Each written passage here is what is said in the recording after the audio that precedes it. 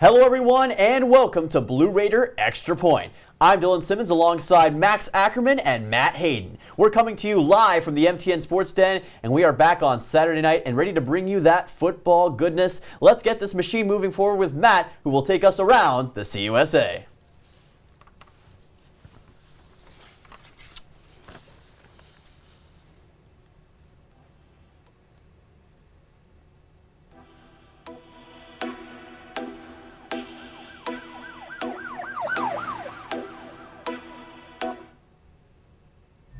Alrighty, so after a bunch of weekday CUSA action, we have returned to the glorious Saturday action.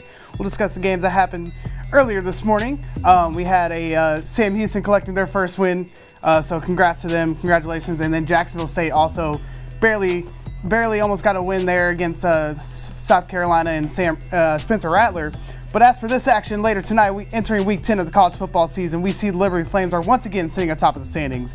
As for those below the Flames, it's a scramble to see who will be the 2 seed as we inch closer and closer to the championship game. The 1 seed of Flames welcome the Louisiana Tech Bulldogs to Lynchburg this weekend. The Bulldogs are coming in dropping 3 straight games and look to keep the hopes of a 500 record alive. Senior quarterback Hank Bachmeier in the offense has been on point and ranks top 5 in the conference in points and yardage, but the defense has been destroying them all season as they allow almost 30 points per game. As for the Flames, it's the same old team week in and week out. Star quarterback Kadeon Salter has been dominating both on the ground and in the air.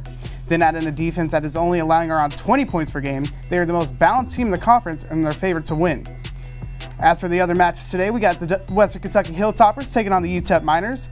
Western Kentucky has dropped back-to-back games to Jack State and Liberty and has slid all the way down to 4-4 in the middle of the pack in the conference. Their loss to Jack State saw them blow a 17-7 lead in the game, and the Liberty game was a complete dismantling of the squad outside of some garbage time points. WKU looks to turn the ship against a weak UTEP squad. As for those Miners, they look to play spoiler. Entering the game as a 9.5 home underdog, the Miners will look to protect the land of El Paso. They ride high after an OT win against Sam Houston. It could potentially catch Coach Helton and his Hilltoppers off guard, as that defense led by Tyrese Knight on the defensive squad leads the team in tackles and the conference in tackles, so he is the star of that defense. It could potentially upset those Hilltoppers and ruin a chance at any bowl games for them this year. Yeah, it's going to be interesting to see how all of that goes down. Great stuff with that, Matt. But now it's time to turn it over to our main man, Ethan Odom, because New Mexico State has a lot of interesting things going on. We got to know what's the inside info. Ethan Odom's going to give it to us with the scoop this week. From the Aggie Sports Network. So, Mr. Nixon, the New Mexico State football team was able to add on another conference win when traveling to Ruston against Sonny Cumbie and his dynamic Louisiana Tech Bulldogs. It is also notified as your program's fourth straight win for the first time since 2002. What did you see that positively assisted with the win this past week? And how did moving out of the FBS independent to a well-known containable conference change the amount of competitiveness within this program? Well, I'll go in order. As far as last week's game, what enabled the Aggies to get that fourth consecutive win and be one game away from bowl eligibility? New Mexico State has carried on with a very strong offensive scheme and has seen a total of 3,854 yards this season by utilizing a shotgun triple option. Quarterback Diego Pavia and wide receiver Jonathan Brady seem to have a consistent connection game by game. Do you believe this is the main convenience to your team's aid, and what could be changed defensively? This year, the defense has probably been the most consistent side of the ball. The offense has been very exciting, and they haven't played poorly, but as is usually the case, it takes a while for the offense to really get in sync and until they're able to hit on all cylinders. As far as the offense with Diego, another guy that has an incredible impact is a running back named Monte Watkins. He's number 8. Tremendous speed, tremendous quickness running back. Ethan, if there was an assist, there's an assist in basketball, assist in hockey and volleyball, not in football, but Monte Watkins would have a couple of assists this year because his potential is so dangerous. Diego, in 9 of the last 11 games, has had multiple touchdown passes. Thank you, Mr. Nixon, for being here with us today. Now back to you guys. Thank you, Ethan. Great stuff as always. This week we have a magical Saturday slate. Let's take a look at this week's CUSA matchups.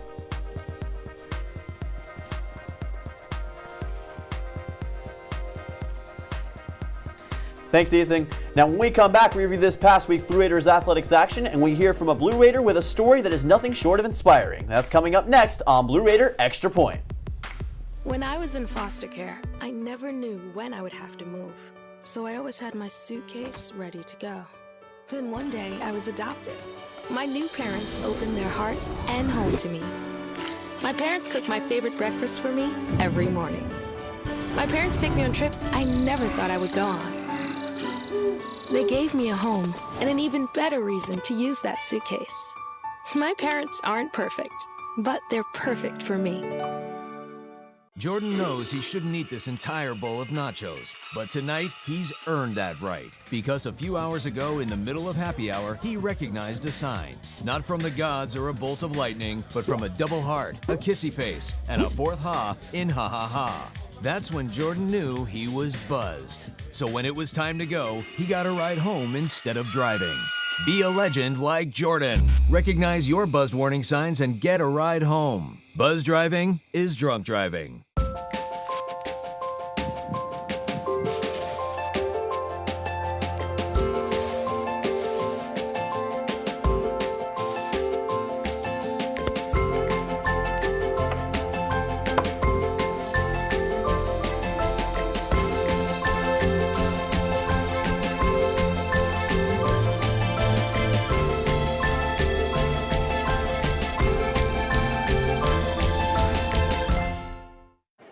The black truck? Hey, Christina from accounting. Yeah, hi. Hey, I used to date a girl named Christina. Oh, really? Yeah, and then she dumped me for my best friend. You want to see some photos of them that I took? I don't. I thought we talked about this, buddy. Buzzed and overshared again? Yeah. Yeah. I'm gonna call a car. That's a smart idea. So yeah, I know, that's why I did it. Hey, you're gonna get back to the top of the mountain. Does that mean I'm gonna get back with Christina? No. Oh. No.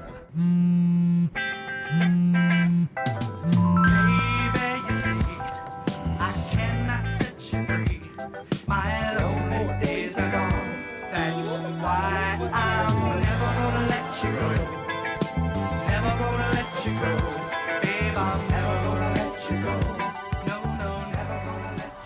Here you go. Thank you. Thank you.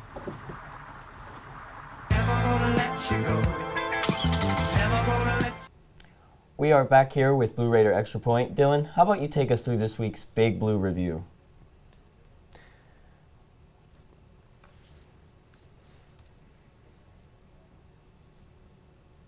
Track and Soccer Stadium. Well, absolutely can, Matt. For this week's Big Blue review, we have soccer riding off into the sunset and cross country grabbing gold and bowling green. Let's get things rolling here. So starting off, it's been a roller coaster season for Middle Tennessee soccer, filled with ups and downs and everything in between. In their final regular season match, they hosted the FIU Panthers on Friday, October 27th, a team that had blasted them the year before. It was a senior night for a collection of incredible talents who had stumbled on misfortune at parts of their final season. However, on this night, they played their final regular season match with a chip on their shoulder so large that you could fill an entire Doritos bag with it. The Blue Raiders came out swinging early as Manon Labarge sunk her magic 8th goal of the season in the 33rd minute to give Middle the lead. Then the floodgates opened as Eden Qualley went faster than tickets to a Taylor Swift concert to give the Raiders a 2-0 lead on a brilliant 60-minute tap-in. The unsung hero of the match was senior Ellie Goff, who had 2 assists on the night and made crucial defensive plays down the stretch. A team that had struggled for most of the season ended it with 2 straight CUSA wins. Perhaps it is validation and prophecy for the bright future ahead for Blue Raider soccer. Blue Raider cross country have went across the country after their incredible performance this past weekend. The men's and women's teams competed in the CUSA tournament in Bowling Green, Kentucky. In their races, the Raiders were blazing past the competition and running as well as they had all year. For the team, Habtamu Geta finished 3rd in the men's race and led the way for the Blue Raiders. On the women's side, Purity Sangha snagged a CUSA individual first place finish and wrote her name in stone. When all was said and done, the Raiders and men's and women's teams both walked away with CUSA championships, and now Keith Froman's squad is headed to Gainesville, Florida, competing in the NCAA South Regional, and they look to be a team that everyone across the country can be proud of. So, guys, pretty good stuff all the way around. And for this week's Blue Raider Athletics, they were dead on like Oliver Queen's arrows in every single competition. But now we're going to move on to our next segment right here. So MTSU women's basketball is coming off the dream season in 2022. However, as the old adage has always been, once is nice, but can you do it twice? Today, I will give you a preview on how the Blue Raiders women's basketball team is working to defend their crown.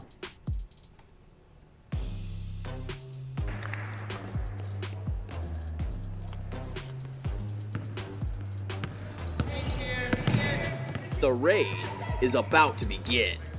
Middle Tennessee women's basketball is a rising sensation in the college basketball landscape, and they are no strangers to the bright lights. Well, they're relentless. Just when you think you got them shut down in one part of their game, they come back and they're able to beat you with another part of their game. It's a team that is always shooting for the stars, and they don't often miss the target, as head coach Rick Insel can attest. They're good defense. They're a good defensive team. They shoot the ball extremely well. They share the basketball. They get along off the floor well. So we're pretty excited at all levels, where we're at everywhere. We're pretty excited about it, on and off the floor. The coaching staff certainly has a lot to be excited about. And one player who always is ahead of the curve is Jalen Gregory, who will soon be turning the fans in the stands into a cacophony of clamor. I just feel like it's my role on the team. Each year they've added more to my plate, and I feel like as being an upperclassman now, that's just something that I have to take with me and just do that not for me, but for my team. And she will be looking to lead Middle Tennessee in continuing their raid inside the domain of CUSA as they look to defend the crown. And we're a really close team, which adds to that chemistry. So not only just like on the floor, but like off the floor, we all are really close. In Murfreesboro, Dylan Simmons, MTN Sports.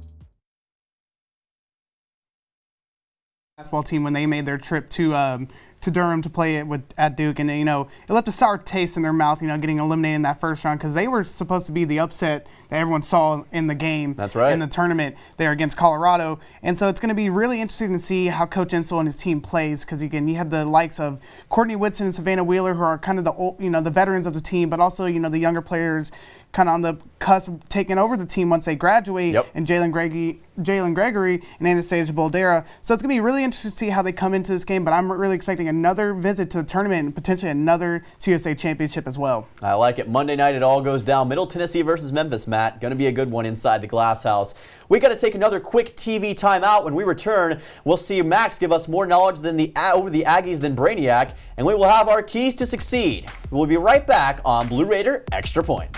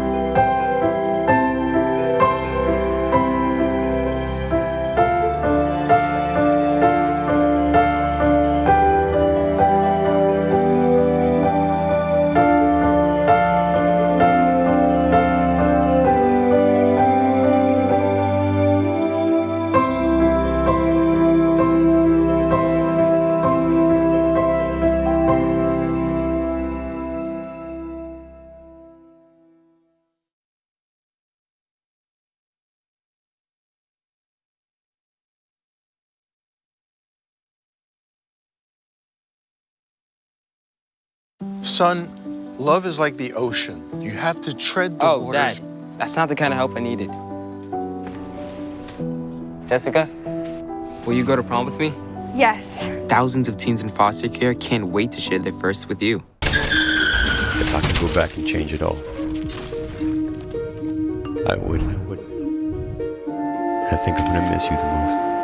I'm sorry. I'm so sorry. I'm so sorry. Maybe it's just the little moments. If I could go back and change it all, if I could go back, I would. But I can't.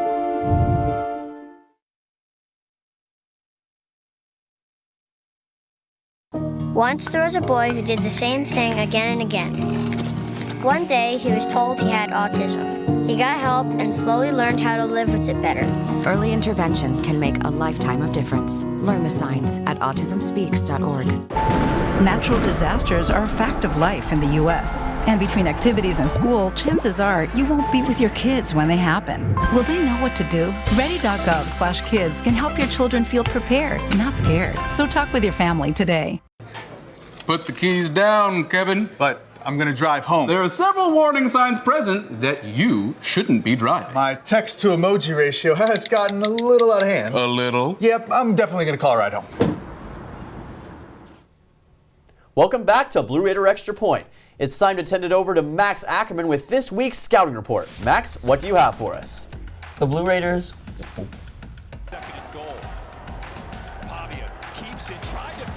The Blue Raiders will be riding into Las Cruces against a New Mexico State Aggies team that's riding a 4-game winning streak and looking to make a CUSA championship appearance.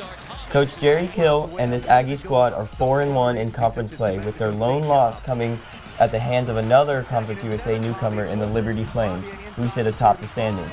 New Mexico State plays a truly balanced offense that is second in CUSA in total yards at 430 yards per game, and third in conference in points per game at just shy of 30.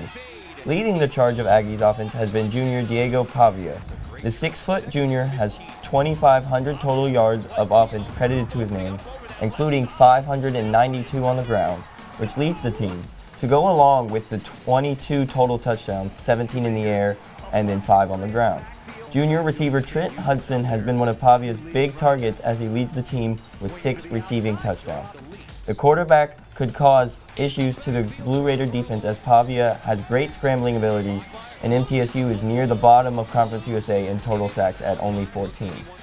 Defensively, both teams struggle defending the pass game as they are near the bottom of the conference in yards given up through the air at just shy of 248. The Aggies have gotten back to opposing quarterbacks 23 times on the season, 15 of those sacks coming in their last 4 games. The Aggies' defensive unit is led by sophomore linebacker Buda Paletti, who has 4.5 sacks on the season. The Blue Raiders O-line will need to take care of sophomore quarterback Nicholas Vadiato, as they have given up the second most sacks in the conference at 24 through 8 games. However, the Aggies do not force many turnovers despite their defensive presence. They only have picked off opponents twice and recovered 5 fumbles. This is noteworthy as the Blue Raiders have struggled with taking care of the ball as they have 10 turnovers in the last 4 games, most of which have come in their fourth quarter and their last 3 losses. Yes, sir, Max. I love to hear that great advice. So we now know about the Aggies' accuracy, guys. What keys will MTSU need to succeed? Yeah, and I think the first key there is you got to stop Diego Pavia. I mean, that he is their offense. You have to stop him, contain him as much as you can. Second of all, keep that same energy from Liberty. You're riding high. You were neck and neck with the best team in the conference. You have to keep that same energy. And then finally, take a deep breath. Just go out and just play football. I feel like when teams play their best, when they are just let loose, they're free, and just playing the game that they love. If MTSU can come out and do that, I feel like their game's going to be so much better than what we've seen before with all the stress-free. So just, again, go out, play football, and have fun. I know it's a little cliche and a little league, but it's huge here in college as well. And then, Max, I know you got some keys for us, so what's your keys for this week? So my first one's kind of like what you said, where we need to just contain Pavia. Our defensive line needs to get around the edge, but also stay in the middle so we can get him. Next one is Metcalf in the middle, so we need to start targeting Elijah Metcalf, because when we do, I've noticed that it is way more beneficial than when we don't target him. And then my last one is 4 quarters. We need to be all in for all 4 quarters rather than starting off strong and then slowly buffering. We just need to be all in all 4 quarters.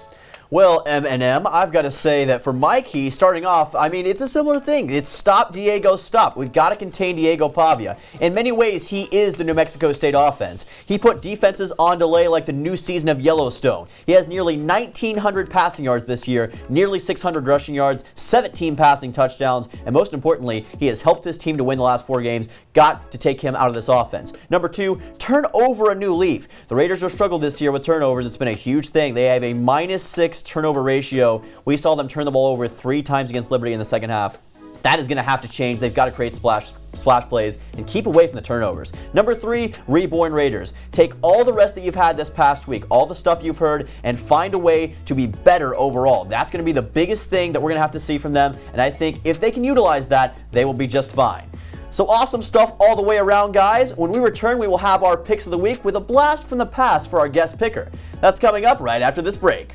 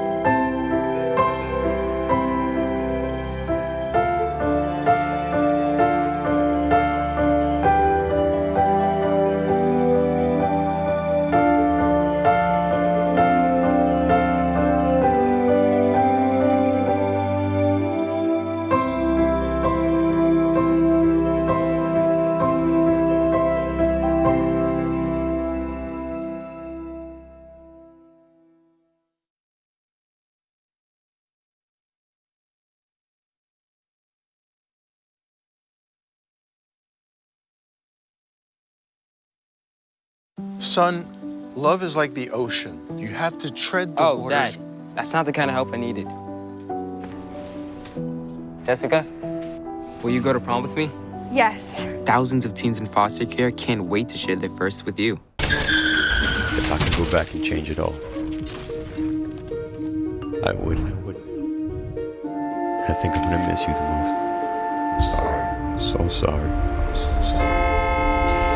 Or maybe it's just the little moments. If I could go back and change it all. If I could go back, I would. But I can't.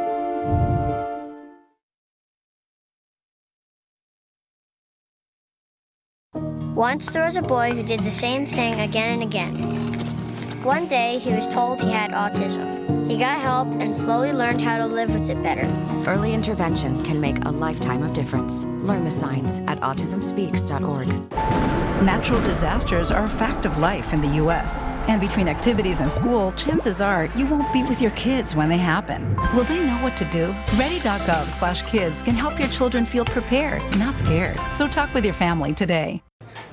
Put the keys down, Kevin. But I'm gonna drive home. There are several warning signs present that you shouldn't be driving. My text to emoji ratio has gotten a little out of hand. A little? Yep, I'm definitely gonna call a ride home.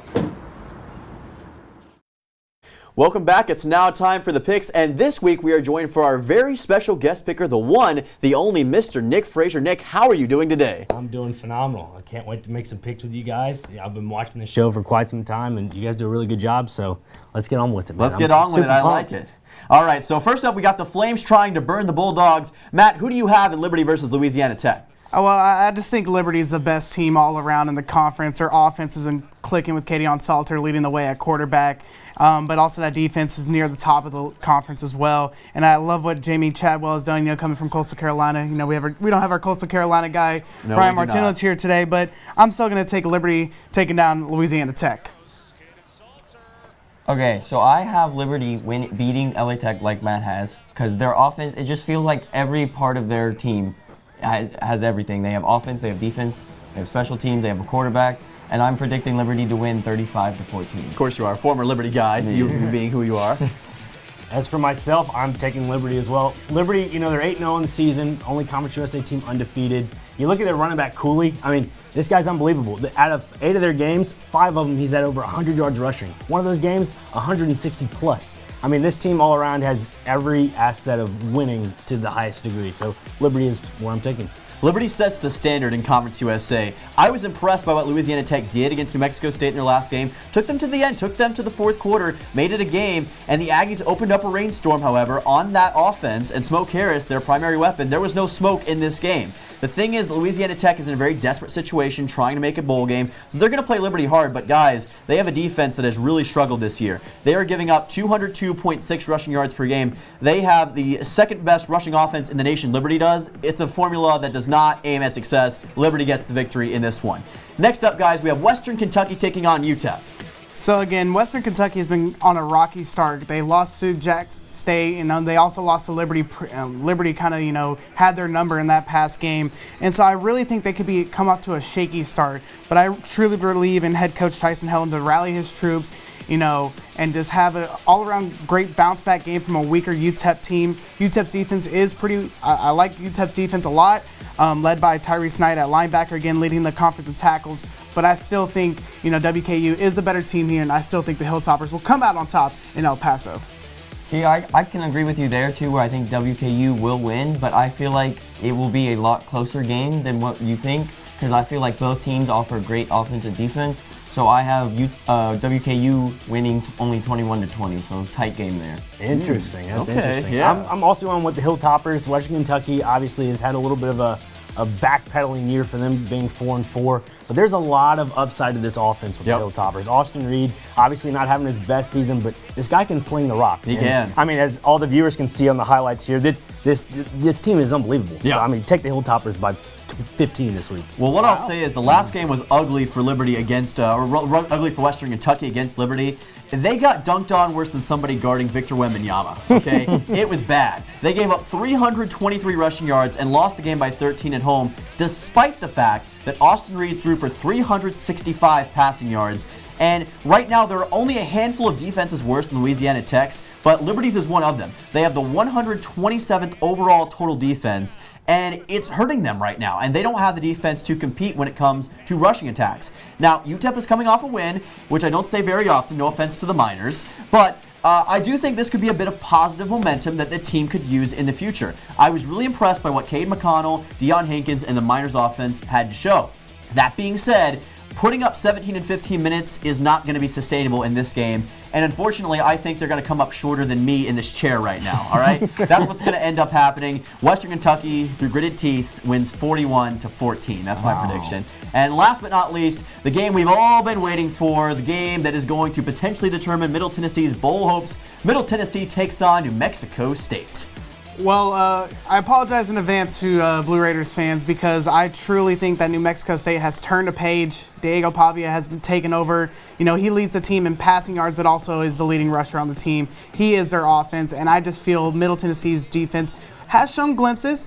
They got into a little bit of a shootout, though, against Liberty. And so, while I do love Nicholas Fadiato, I've loved what I've seen out of him. He's, gone toe-to-toe with Salter, and also we've seen flashes of greatness, against Austin Reed as well with WKU, but I still just think New Mexico State, they've turned a page. They're looking to, cause some scenes and hopefully get into that championship, so I think they're going to get a win here at home. See, I'm going to have to disagree with you there because going back to my point about how MTSU needs to play all 4 quarters, if they all play all 4 quarters, I feel like after the game we saw against Liberty, they have a solid chance because I feel like it's going to be a very close matchup. And I actually found this fact where MTSU has a 3-game streak of scoring more points each game than the last. So I think MTSU is going to win 52-45. Wow, 52-45 is a high-scoring game from you there. Okay, I'm also taking the Blue Raiders. Yeah. You know, the Blue Raiders this year, they've had just this odd start. You know, they played at Missouri and rough start for them there. They should have won that game, and after that, it was just kind of a downslope of losses. But they can turn it around tonight, obviously, and you know, they might win 21-7. I think it's going to be more of a low-scoring game. Really? I think the secondary is going to, maybe catch into play. It's all going to be in the defensive front, in my perspective of what's going to happen. So, take the Blue Raiders 21-7. All right, I'm going to keep mine kind of brief here. As far as the 2023 season goes for MTSU, they've been waiting 17 days for this game. And I think we've got to see how are they going to limit Diego Pavia. This is going to be as tough of a test as the ACT for Middle Tennessee. They're going to have to play with everything that they've got. They're going to have to find a way to get this done. But I think MTSU, there's a little bit of a wood board here that's cursed here. And I'm usually not supposed to bring this out, but you know what? New Mexico State, you're going to get cursed like this board right here. Middle Tennessee wins the game 33-30. Can I have some context to this, please? Cursed board, names on it. It's a long story. Matt, do your thing. Alrighty, thank you everyone so much for watching Blue Raider Extra Point. Before we go, we want to make sure to follow us on all of our social media platforms. You can find us on X, Instagram, TikTok, and YouTube. And we want to thank Mr. Nick Frazier once again for joining us today. Thank you. And overall, it was just a great atmosphere today. Dylan, I'll let you send us off. All right, so we're just moments away from kickoff. For that, you'll need to switch over to ESPN+. But that's going to do it for us for now, as we'll send it over to the team in the broadcast booth. Thank you all so much for watching. We'll see you soon right back here in Studio 2. Thank you all so much, and we will see you next time on Blue Raider Extra Point.